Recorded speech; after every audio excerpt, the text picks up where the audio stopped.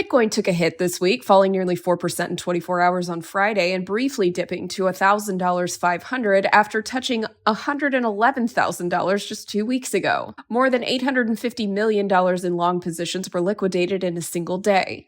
Ethereum dropped 7.5%, dragging along altcoins like Solana, XRP, and BNB down with it. And what's fueling this sudden market shakeup?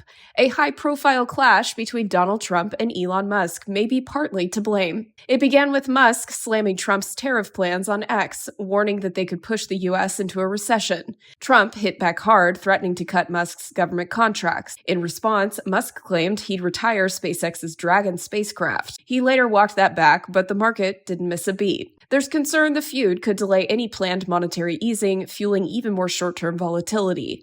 But not everyone is bearish. According to Polymarket, there's still a 69% chance that Bitcoin hits $120,000 by the end of the year. Greg Solano, the CEO of Yuga Labs, recently unveiled a proposal to dissolve the ApeCoin DAO and replace it with a new entity called ApeCo. His reasoning? The DAO is slow, bloated, and ineffective. In his words, it's turned into governance theater, full of meme proposals and vanity projects. Solano argues that the DAO was a product of 2022, a very different crypto era. He now wants ApeCo to streamline everything. That means no more token holder votes, no more working groups, no more endless debates. Instead, ApeCo would take full control, focusing only on building Ape Chain, growing Bored Ape Yacht Club, and expanding the Otherside metaverse. All assets, except those needed for staking and legal obligations, would move to ApeCo. Solano says ApeCoin should power the next chapter of Web3, not get bogged down in endless DAO politics. The move has triggered mixed reactions. Some community members welcome the change, calling it a much-needed reset. Others worry about losing decentralization and say it sets a bad precedent. Uber might soon start accepting stablecoins for rides, according to their CEO. But don't expect the company to buy Bitcoin anytime soon. In a recent interview, their CEO said stablecoins are the most practical form of crypto for global businesses. He praised them for their potential to cut costs and simplify international payments. While the idea sounds promising, it's not new.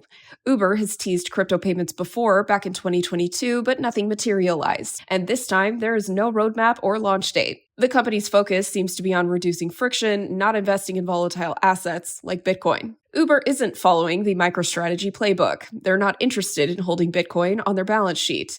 But with crypto use cases growing in the payment space, especially in emerging markets, Uber could become a high-profile example of how stablecoins can power real-world transactions. Even so, investor reaction was short-lived. Uber's stock popped after the news, but quickly returned to normal levels in after-hour trading.